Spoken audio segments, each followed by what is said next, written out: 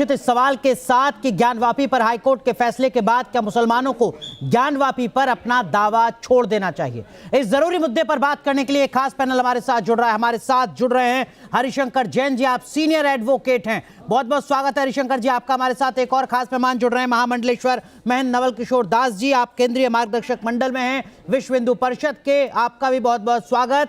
और हमारे साथ स्टूडियो में मौजूद है मुमताज आलम रिजवी साहब, आप इस्लामिक स्कॉलर हैं, आपका भी बहुत बहुत स्वागत। तो मुमताज आलम रिजवी साहब, सबसे पहले आज आपसे समझना चाहूंगा, जब डिस्ट्रिक्ट कोर्ट का फैसला आया तो यह आरोप लगाया कि देखिए साहब, जल्दबाजी में फैसला दे दिया गया है बिना एक पक्ष को सुने हुए। मामला सुप्रीम कोर्ट पहुंचा, सुप्रीम कोर्ट से कहा गया कि हाई कोर्ट जाओ, हाई कोर्ट में तारीख पर तारीख सुनवाई हुई और उसके बाद में डिस्ट्रिक्ट कोर्ट के फैसले पर मोहर लगी। क्या आपको नहीं लगता कि जो सवाल आज हम पूछ रहे हैं कि अब मुस्लिम पक्षकारों को अपना दावा छोड़ देना चाहिए, बचा नहीं है कुछ? देखिए, ऐसा है कि जो हमें हिंदुस्तान के संविधान ने, आइन ने हक दिया है कि आप अदालत जाएं, अपनी बात कहें, वो हम कोशिश कर रहे हैं। और निचली अदालत का फैसला आया, हम हाई कोर्ट, सुप्रीम कोर्ट गए। यकीनन सुप्रीम कोर्ट ने कहा हाई कोर्ट जाइए, हम हाई कोर्ट गए। हाई कोर्ट के बाद अब हम फिर सुप्रीम कोर्ट जाएंगे, क्योंकि कहा था कि भाई जब हाई कोर्ट से आप लेकिन रिजवी साहब, पहला मामला जो काशी का था वो 1936 में था, 90 साल हो गए। ये जो आप कह रहे हैं बार बार कि हम संविधान का सम्मान कर रहे हैं, इस चक्कर में काशी का भविष्य तय नहीं हो पा रहा है। जो सनातन धर्म के लोग हैं वो 90 साल से इंसाफ के इंतजार में। तो क्या भविष्य जो है वो तोड़ फोड़ से ही तय होगा? जैसे बाबरी मस्जिद, ये तो बाबरी मस्जिद बनाने वालों को सोचना चाहिए था। ये तो बाबरी मस्जिद बनाने वालों को सोचना चाहिए था। मैं तो कह रहा हूं कि अभी जिस तरीके से काशी में 150 मंदिर तोड़े गए, तो क्या ऐसे भविष्य बनेगा? और जहां तक आप कह रहे हैं, देखिए वो डेमोक्रेसी तो थी नहीं तब जबकि आप बात कर रहे हैं, आज डेमोक्रेसी है। तो डेमोक्रेसी का मतलब, डेमोक्रेसी का मतलब, एक मिनट रिजवी साहब, एक मिनट मुझे बोलने तो दीजिए। क्या डेमोक्रेसी का मतलब यह है कि हिंदू बहुल देश में जो बहुसंख्यक है वो अपने ही जगह पर अपने ही मंदिर को बनाने की अनुमति मांगता रहे और ये मामला 100 साल तक अदालत में चलता रहे? देखिए, डेमोक्रेसी का मतलब ये है कि हमारा अपना आइन अब है और हम संविधान और आइन से चलते हैं। इसीलिए हम कहते हैं प्लेसेस ऑफ वर्शिप एक्ट 1991 कि जब हम बात करते हैं तो इसीलिए, ठीक है, ताकि कोई दरार न पैदा हो, आपसी जो है। जैन साहब, आप थोड़ा बेहतर तरीके से बताएंगे। बार बार मुस्लिम पक्षकार कहता है वर्शिप एक्ट का हवाला देते हुए कि देखिए साहब, जो हो रहा है वो गलत हो रहा है। हाई कोर्ट ने जो बात कही है और डिस्ट्रिक्ट कोर्ट ने जो फैसला दिया है वो कैसे सही है और मुस्लिम पक्ष की वर्शिप एक्ट की दलील कैसे गलत है?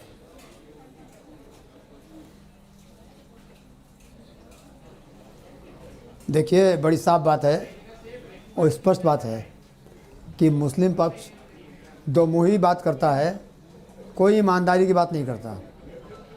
अगर एक तरफ कहते हैं कि अगर यह साबित हो जाए कि मंदिर तोड़कर मस्जिद बनाई गई तो हमारा कोई क्लेम नहीं रहेगा, और जब मंदिर टूटने के बाद साबित होने लगती है, चाहे एसआई रिपोर्ट से जी या जितने भी एविडेंसेज उनसे, कि ये मंदिर तोड़कर बनाई गई थी, तब प्लेसेस ऑफ वर्शिप एक्ट है। हाँ, प्लेसेस ऑफ वर्शिप एक्ट कभी भी दास्ता और गुलामी को वैलिड करने का एक्ट नहीं हो सकता है। इस बात को कान खोलकर सब कोई सुन लीजिए और मुस्लिम पक्ष इस बात को स्पष्ट रूप से सुन ले कि प्लेसेस ऑफ वर्शिप एक्ट कभी भी दास्ता के समय, गुलामी के समय जो भी जातियाँ हुई हैं, जो मानव अधिकार के खिलाफ बातें हुई हैं जी, मंदिर तोड़े गए हैं, बर्बर एक्शन हुए हैं, उनका वैलिडेशन एक्ट नहीं हो सकता है। ठीक है, उनको वैलिडेट नहीं कर सकता है। जैन साहब, ये जो रिजवी साहब कह रहे हैं कि देखिए अब हम सुप्रीम कोर्ट जाएंगे, ये कॉन्स्टिट्यूशनल हक है हमारा, अच्छी बात है, कॉन्स्टिट्यूशन की बात हो रही है, लेकिन क्या ये मामले को वाकई में सुलझाने की कोशिश है या उलझाने की? 90 साल तो हो चुके हैं अदालत में। नहीं, मैं चाहता हूं कि सुप्रीम कोर्ट आवे और सुप्रीम कोर्ट आना उनका हक है और सुप्रीम कोर्ट में उनको जवाब देना मेरा हक है। मेरा भी हक है कि मैं सुप्रीम कोर्ट में उनको जवाब दूं और मैं चाहता हूं सुप्रीम कोर्ट मामला आवे और बिल्कुल झुकने की ज़रूरत नहीं है। आइए, कानून के हिसाब से और देश के आइन के हिसाब से आइए बात कर लीजिए जी, और ये साबित हो जाए कि मंदिर तोड़कर मस्जिद बनाई गई है तो आपको अधिकार छोड़ना पड़ेगा। ये तो साबित बाबरी मस्जिद पूरे में भी नहीं केस हो का पाया था। Pin point place of worship act नहीं है। पिन पॉइंट ये है कि क्या मंदिर तोड़कर मस्जिद बनाई गई। अरे बाबरी मस्जिद के बाद आप क्या कर रहे हो? नहीं, बिल्कुल वहां भी आपको साबित जमीन नहीं दे कर दी पाए गई। आप। अगर सुप्रीम बाबरी कोर्ट ने मस्जिद ये का बात फैसला अपने फैसले में कही आपको स्वीकार नहीं है कि बाबरी अरे मैं मस्जिद बता रहा हूं, सुनिए। किसी भी मंदिर अरे को बात तोड़ सुनिए। करके नहीं बनाया गया। आप नहीं साबित कर पाए।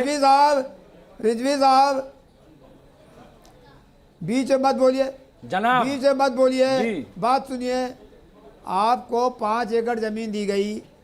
अगर आप बाबरी जजमेंट को क्यों नहीं दी मानते गई आप बताइए। तो सबसे पहला नहीं, काम नहीं, ये कीजिए, जो 5 एकड़ जमीन दी छोड़ गई, दीजिए। ये किस बुनियाद वहाँ पे दी मस्जिद गई? बनाना छोड़ दीजिए। ये किस क्यों बुनियाद आपने पे दी दी? गई ये हमें बताइए ना। आप- वजह क्या? और याद रखिए 5 आपको एकड़ रियायत पर पे दी गई। अगर मस्जिद आपको बन रियायत पे दी गई गई। तो हमेशा आपको वो रियायत यादगार दी गई। रहेगी बाबरी ठीक है, मस्जिद। ठीक है, लेकिन रिजवी साहब अगर आप अयोध्या के फैसले पर सवाल खड़े करते हैं तो बहुत सारी दलीलें साइंटिफिक हैं, फैक्चुअल हैं, जिनका जवाब शायद आप नहीं दे पाएंगे। लेकिन आज हम बात काशी की कर रहे हैं। मैं नवल किशोर दास जी, कुछ दिन पहले उत्तर प्रदेश के मुख्यमंत्री योगी आदित्यनाथ का एक बड़ा बयान आया था जिसमें उन्होंने कहा था कि पांडवों ने तो 5 गांव मांगे थे, हम तो 3 मंदिर मांग रहे हैं, जिसमें एक मंदिर काशी का, तब जबकि 3,500 मंदिरों को तोड़ा गया। इस तरीके का आरोप लगता है। क्या आपको नहीं लगता कि इस देश के मुसलमानों को बड़ा दिल दिखाना चाहिए? बहुत हो गई अदालती लड़ाई, बहुत समाज टूटता और बंटता देख लिया हमने।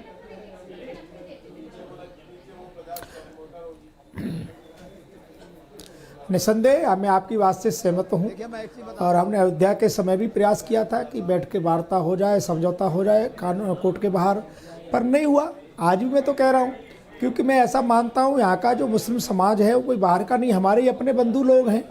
हम कब तक ऐसे लड़ते रहेंगे? यदि कोई, हम तो तैयार है आज भी आके बैठ के बात करें। उनकी पूजा हो रही है, अर्चना हो रही है, 5 वक्त की आरती उतारी जा रही है, वहां 5 वक्त की नमाज कैसे पढ़ सकते हैं? सर ये तो इस्लाम में हराम है। देखिए, मैं महान जी की बहुत इज्जत करता हूं और इनकी बहुत सारी बातें जो है मैं सुनता हूं, और इन्होंने काशी के मसले को भी उठाया, वहां जिस तरीके से मंदिर तोड़े गए हैं। तो लेकिन हम इसीलिए कह रहे हैं कि वहां कोई भी मंदिर तोड़ करके मस्जिद तामीर नहीं की गई। अरे आप थे उस नहीं वक्त थी। यहाँ पर? आप उस वक्त थे वहां पर? नहीं, आप थे क्या? तो फिर आप कैसे नहीं, कह रहे हैं इस आप थे गारंटी क्या? से कि वहां नहीं, आप पर थे। मंदिर को नहीं तोड़ा अरे गया? आप थे। मैं तो नहीं कह रहा नहीं, था, आप ये थे। तो अदालत में तथ्य दिए जाएंगे। नहीं, आप दिए कैसे कह रहे हैं इस बात को? आप थे क्या वहां पर रिजवी साहब? नहीं, आप थे। आपकी 4 पुश्तें भी नहीं थी सर। 500 साल पुरानी बात आप कैसे कह रहे हैं? नहीं, इसीलिए प्रॉमिसेस, देखिए इसीलिए अयोध्या राम किया बाबर की, अयोध्या राम किया बाबर की, अयोध्या राम किया बाबर की, अयोध्या किसकी? नहीं, बाबर की। देखिए ऐसा अयोध्या है भी राम कि की है, राम काशी भी विश्वनाथ की नहीं, है, तो इसका मथुरा मतलब भी सबको कृष्ण हटा दीजिए फिर। एएसआई के जो सर्वे होते हैं, एएसआई के जो सर्वे होते हैं, उनका कोई मतलब नहीं होता, इसका मतलब आप कह रहे हैं? नहीं, फिर जो राम की औलादे हैं वही सब रहेंगी। आज जो लोग, अरे वो तो महंत नवल किशोर दास कह रहे हैं कि आप भी राम की औलाद है, वो तो आपको अपना भाई मान रहे हैं, अपना मान रहे हैं आपको। नवल किशोर दास जी, ये कैसा अपना?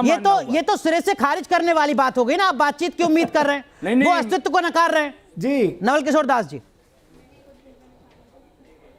वास्तव में क्या है, मैंने कहा नहीं, इन लोगों का अपना निर्णय नहीं है, लोग दूसरों के निर्णय पर चल रहे हैं, नहीं, गुमराह हो रहे हैं। मैं आज भी कह रहा हूं कि देश में भाईचारा बना रहे, आपसी प्रेम बना रहे, इसलिए आइए बैठ के बात करते हैं। हम तो मना नहीं किया, आज भी मना नहीं कर रहे हैं। हमारी इससे कोई लड़ाई नहीं भाई, नवल किशोर जी, इससे कोई लड़ाई नहीं है। जिन लोगों ने तोड़ा था वो राष्ट्रद्रोही, धर्मद्रोही थे, आपको क्या लगता है आप कितनी बात मानी जाएगी? अभी आपको बुलाया नहीं गया वहां पे, ठीक है? अभी आपको वहां जब भव्य राम मंदिर बना, जब प्राण प्रतिष्ठा हो रही थी, आपको नहीं बुलाया गया। आप कितनी आपकी बात मानी जाएगी? क्या फर्क पड़ता है? नहीं, अरे वो कौन सा समाज को बांटने की बात कर रहे हैं? वो कह रहे हैं कि आप उनके अपने हैं, बैठ कर बातचीत कर लीजिए। लेकिन आप विष्णु जी से पूछिए, ठीक, जैन साहब से पूछिए कि क्या वो 3 पे मान जाएंगे? पूछिए जैन साहब 3 पे मान मुझे जाएंगे? ऐसा लगता है कि जैन साहब तो कहेंगे कि हम तो बातचीत के लिए तैयार नहीं है। एक मिनट जैन साहब आप किस पक्ष में हैं? एक मिनट रिजवी साहब, जैन साहब आप किस पक्ष में? क्या बातचीत होनी चाहिए या अदालत से आदेश आए? जब 90 साल रुके हैं तो कुछ वक्त और सही। एक सेकंड, केवल जैन साहब बातचीत या अदालत का फैसला? देखिए मैं बता रहा हूँ, नवल किशोर जी ने अभी जो कहा मैं उससे बिल्कुल इत्तेफाक नहीं रखता और मैं हाथ जोड़कर देख नवल लीजिए। किशोर जी हो गया ना, आपके हमें चरणों में इल्जाम सुन लीजिए, निवेदन सुन करता तो लीजिए, हूं अरे सुन तो कि लीजिए। हिंदू जनता को कायरता मत सिखाइए, हिंदू जनता को कायरता मत सिखाइए। मैं बिल्कुल नहीं सिखा रहा हूँ, जितने मंदिर तोड़े मैं गए बिल्कुल नहीं हैं, सिखा रहा हूँ। तो एक क्या एक कर रहे मंदिर थे को आप लोग वापस फिर? लेना है। जब तोड़े जा रहे थे आज ही आप बदल गलत लेंगे, सिखा आज रहे जब हैं। हुकूमत में आ गए आपने धमकी कोई दे रहे बात हैं की आप। जरूरत नहीं है। धमकी दे रहे हैं, बातचीत का भाई उस वक्त क्या कर रहे थे आपके लोग पूर्वज? बातचीत का चलिए रास्ता इसी पर बंद। तय कर लीजिए, क्या कर रहे थे बिल्कुल, आपके पूर्वज? बिल्कुल क्यों दे रहे उनको हैं। बुलाया?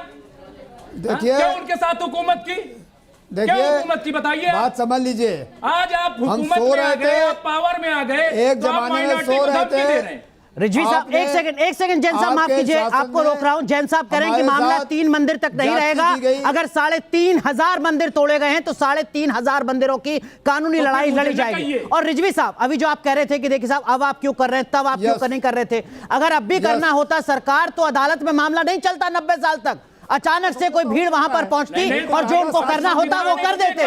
150 साल तक अयोध्या का मामला अदालत में नहीं चलता, और अगर चलता तो रिजवी साहब यहां पर छाती पीटने लगते ये कहते हुए कि इस देश में मुसलमान खतरे में है, इस देश में मुसलमान खतरे में है। ये दलील रिजवी साहब की होती। ऐसा नहीं होना है, यही तो वजह है कि 90 साल से मामला अदालत में चल रहा है। बहुत बहुत शुक्रिया, बहुत बहुत शुक्रिया आप तीनों का जुड़ने के लिए।